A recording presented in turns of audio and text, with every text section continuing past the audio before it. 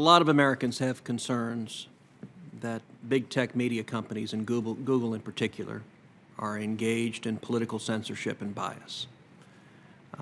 As you know, Google enjoys a special immunity from liability under Section 230 of the Communications Decency Act. The predicate for that immunity was that Google and other big tech media companies would be neutral public fora. Does Google consider itself a neutral public forum? Thank you, Senator. Yes, it does. Okay.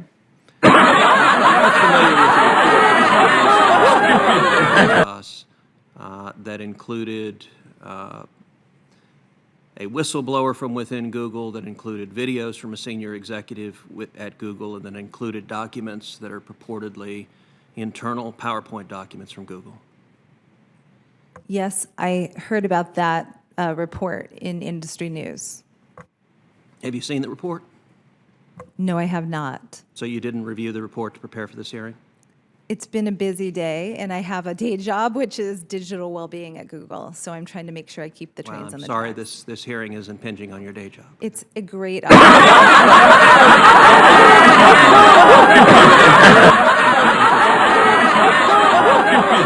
Report and judge for yourself.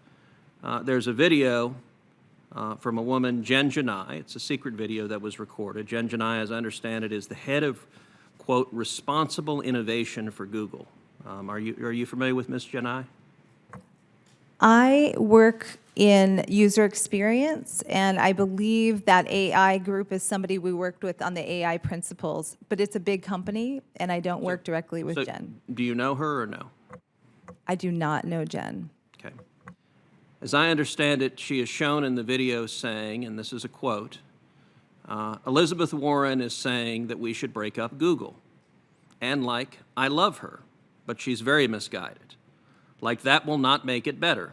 It will make it worse. Because all these smaller companies who don't have the same resources that we do will be charged with preventing the next Trump situation.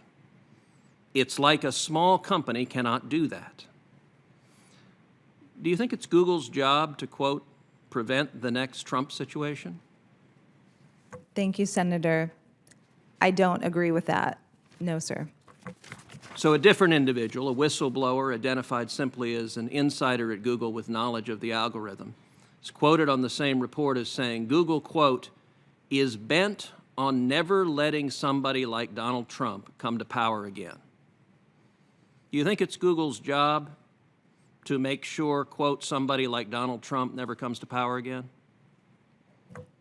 No, sir, I don't think that is Google's job. And we build for everyone, including every single religious belief, every single demographic, every single region, and certainly every political affiliation. Well, I have to say that that certainly does not appear to be the case. Of the senior executives at Google, do you know of a single one who voted for Donald Trump? Thank you, Senator. I'm a user experience director, and I work on Google digital well-being, and I can tell you we have diverse views, but I can't. Simple question. Do you know of anyone who voted for Trump? Of the senior I definitely know of people who voted for Trump. Of the senior executives at Google? I don't talk politics with my workmate. Is that a no? Sorry, is that a no to what? Do you know of any senior executives, even a single senior executive at the company who voted for Donald Trump? As the digital well-being expert, I don't think this is in my purview to comment on political So you don't know that. affiliations. That's all right. You don't have to know. I definitely don't know. I can tell you what the public records show. The public records show that in 2016, Google employees gave to the Hillary Clinton campaign $1.315 million. That's a lot of money. Care to venture how much they gave to the Trump campaign? I would have no idea, sir. Well, the nice thing is it's a round number, $0.00. Not a penny, according to the public reports. Let's talk about one of the PowerPoints that was leaked. The Veritas report has Google internally saying, I propose we make machine learning intentionally human-centered and intervene for fairness. Is this document accurate? Thank you, sir. I don't know about this document, so I don't know. Okay, I'm going to ask you to respond to the committee in writing afterwards as to whether this PowerPoint and the other documents that are included in the Veritas report, whether those documents are accurate. And I recognize that your lawyers may want to write explanation. You're welcome to write all the explanation that you want, but I also want a simple, clear answer. Is this an accurate document that was generated by Google? Do you agree with the sentiment expressed in this document? No, sir, I do not.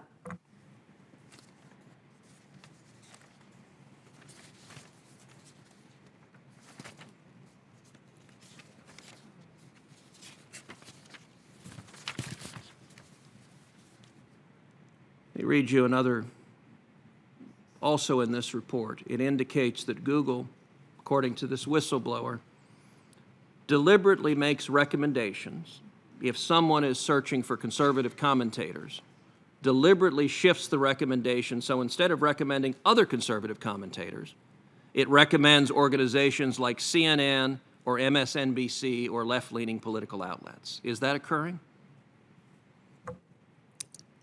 Thank you, sir. I can't comment on search algorithms or recommendations given my purview as the digital well-being lead. I can take that back to my team, though. So is it part of digital well-being for search recommendations to reflect where the user wants to go rather than deliberately shifting where they want to go? Thank you, sir. As a user experience professional, we focus on delivering on user goals. So one of these documents that was leaked explains what Google is doing, and it has a series of steps. Training data are collected and classified, algorithms are programmed, media are filtered, ranked, aggregated, and guaranteed, and that ends with people, parentheses, like us, are programmed. Does Google view its job as programming people with search results? thank you, Senator. I can't speak for the whole entire company, but I can tell you that we make sure that we put our users first in our design.